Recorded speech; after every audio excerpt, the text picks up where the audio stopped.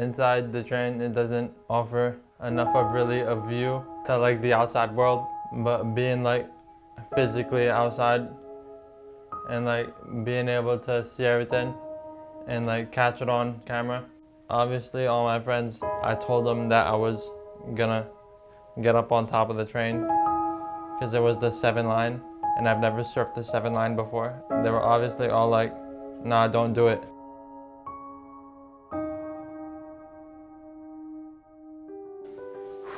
So when he first arrived, he had, that 70% of his skull missing. It was definitely, on my end, being a relatively new therapist at the time, was the most significant skull loss I've ever seen. It was really hard to know what to expect when he first got here. When he first got here, he was not able to consistently respond to the commands that we were giving him. He wasn't able to communicate. He wasn't able to demonstrate that he understood the language we were giving him. He wasn't following our commands. Due to his brain injury, he was not able to speak.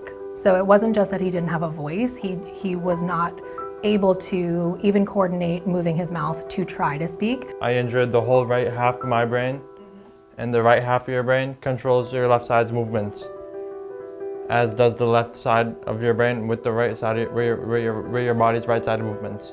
With him, he had like impact too, so he had it definitely in multiple areas. And with the right side, it was a different impact. So the left side, he has like a hemiplegia, but the right side, he had movement of that arm, but he had a hard time coordinating that movement. So we would give him like a beanbag and he would hold it and then he would try to throw it, but he couldn't figure out like the coordination piece of it. It took constant and intensive therapy to get to how I am today with walking, and that's just walking.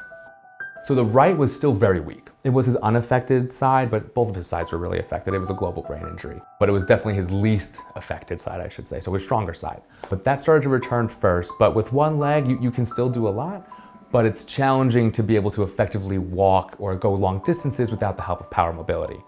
So for the longest time, it was just Terrell with using his right leg a lot, and the left leg was being helped by me / slightly coming along. And then that's when the power chair was really something we had to focus on, because it could be his key to access to the community and going to school and being able to ambulate those long distances. George was working on walking and I was working on power chair, and we always used to say like, it's like kind of a race to see which one he gets first, because he was making such rapid progress in all areas. Ultimately, he got the driving, but he started walking pretty soon after. He's a very hardworking kid, so you can't really stop him. Once he started to ambulate, that was all he wanted to do. All he wanted to do, and I was there for it. That's my job, right? Yeah. It was the baby steps of walking, where initially we just walk, 5 feet, 6 feet, and then we'd do that again, and maybe I'd be helping him with a little less. Or we'd walk a little further. Let's say we walk 20 feet, but I'd help him a little more. And then we try to build up that endurance again to where then he could do 20 feet with me doing a little less. He wasn't strong enough and didn't have the coordination yet to produce his voice. So we would work on a lot of breathing techniques to try to strengthen his breathing muscles in order to be able to push his voice out. Breath from your belly. Your turn. And he worked so incredibly hard every single day throughout all of his therapy sessions.